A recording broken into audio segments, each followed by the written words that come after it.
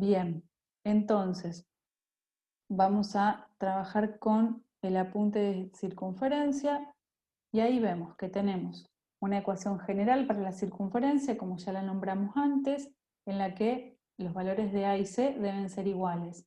Y la ecuación estándar o canónica de la que sacamos lo que necesitamos para graficar. En este caso, H y K, que son las coordenadas del centro, y R, que es lo que vale el radio. Acá les quiero contar que si, por ejemplo, yo tendría la ecuación de la circunferencia, que es x menos 2 al cuadrado más y más 3 al cuadrado, siempre al cuadrado, recuerden que es una ecuación cuadrática la que se asocia a la circunferencia y a toda cónica con la que vamos a trabajar, igual 9. El centro de esta circunferencia, para construir el gráfico, se ubica en el par ordenado 2 menos 3, es decir, siempre se anotan con el valor opuesto. ¿Y a qué corresponde esto? A tener el menos antepuesto tanto en h como en k.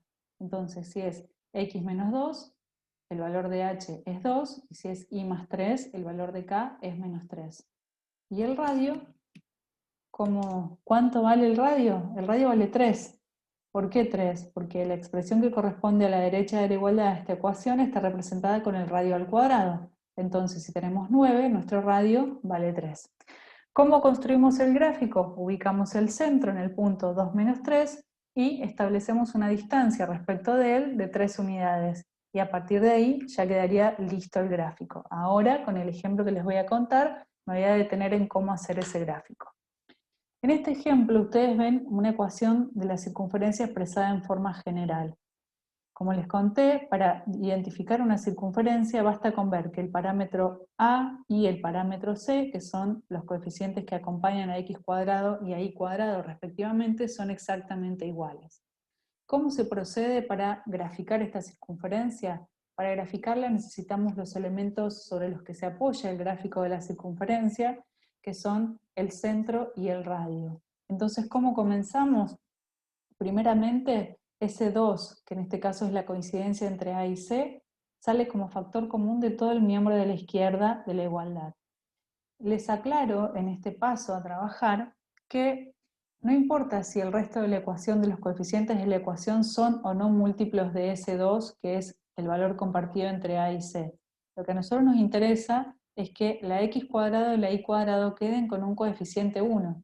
Entonces, si acá tendría un 5, por ejemplo, no pasa nada. Tengo que sacarlo igualmente como factor común a ese 2, que es el valor compartido.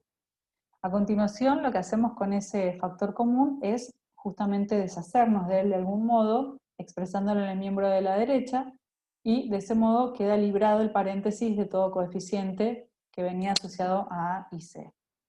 ¿Cómo se continúa después? Separamos dentro de un paréntesis toda la variable x y en otro paréntesis la variable y. A la derecha, los términos independientes. Recuerden, por supuesto, cambiar los signos, ¿no? Después, en este procedimiento que ustedes ven marcado en color, se usa el bien conocido procedimiento completar cuadrados. ¿En qué consiste esto? Consiste en agregar un tercer término para que cada uno de los que obtengo dentro de estos paréntesis se transforme en un trinomio cuadrado perfecto. Entonces, el procedimiento siempre es el mismo. Tomamos el coeficiente del segundo término, sin signo, no es necesario, lo tomamos en valor absoluto, ¿sí? Después el signo nos sirve para el final. Lo dividimos por 2 y lo elevamos al cuadrado, siempre. Entonces 4 dividido 2 es 2, elevado. Profe, ¿puedes repetir la parte esa de completar cuadrados? Porque no me Sí, quedó claro. y es la que estoy explicando ahora. Ahora la terminamos de No, sí, explicar. pero el 4 y el uno ese que le agregaste, Es que no, ¿son aleatorios o...? no, es que a eso iba, todavía no expliqué de dónde vienen. Ahora voy. Ah, Bueno, este 4 en amarillo, que ustedes ven acá, y este 1 en amarillo que ven acá, corresponde a completar cuadrados.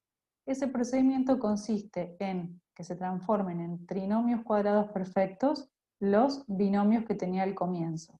El procedimiento, como les estaba contando, consiste en tomar el segundo término, el coeficiente del segundo término, con el valor absoluto, es decir, no hace falta trabajarlo con el signo incorporado, lo dividen por 2 y lo elevan al cuadrado. Siempre se hace el mismo proceso. Entonces 4 dividido 2 es 2, y lo elevo al cuadrado, y de ahí viene ese 4. Ese 1 en verde viene de este 2, que es el segundo coeficiente, dividido en 2, elevado al cuadrado, nos queda 1. Como una ecuación implica una igualdad, y una igualdad debe estar siempre balanceada, tanto en el miembro izquierdo como en el miembro derecho, corresponde que lo mismo que agregué a la izquierda, lo agregue a la derecha. Entonces ven que este más 4 que tengo en el miembro izquierdo está en el miembro derecho, y lo mismo ocurre con el término que está en verde. Esto que yo les estoy contando está escrito en estos pasos que yo les escribí a la derecha. En el último paso, que es el que va a arrojar el resultado final de la ecuación, debo factorizar los trinomios. ¿De qué modo? Tomo la base del cuadrado del primer término, es decir, ¿qué expresión elevada al cuadrado genera x al cuadrado? X. ¿Y cuál es la expresión que genera el último cuadrado del trinomio, en este caso 4? Es 2. El signo que ven en el medio de los dos términos es el signo del segundo término, ¿sí? O sea que ese signo se repite en el trinomio cuadrado perfecto factorizado, ese segundo signo. ¿Bien? Y la base del otro trinomio, del primero de los cuadrados es y del último es el 1. Resuelvo a la derecha, este 0 menos 1 más 4 más 1, que nos queda 1.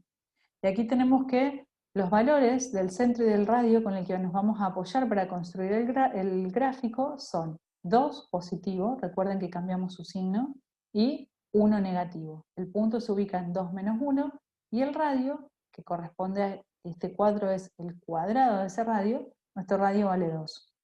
El gráfico implicará tomar entonces el centro ubicado en 2 menos 1, como ven en este lugar, 2 menos 1, y el radio 2. Entonces, radio 2, 1, 2 unidades, y de ahí construimos el gráfico.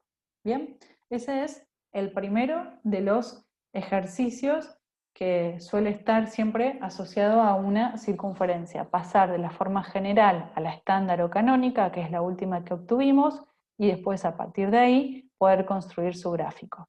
En el apunte ustedes tienen un ejercicio que se parece mucho a este que yo les acabo de explicar, así que la idea es que lo puedan retomar para poder hacerlo, ¿sí?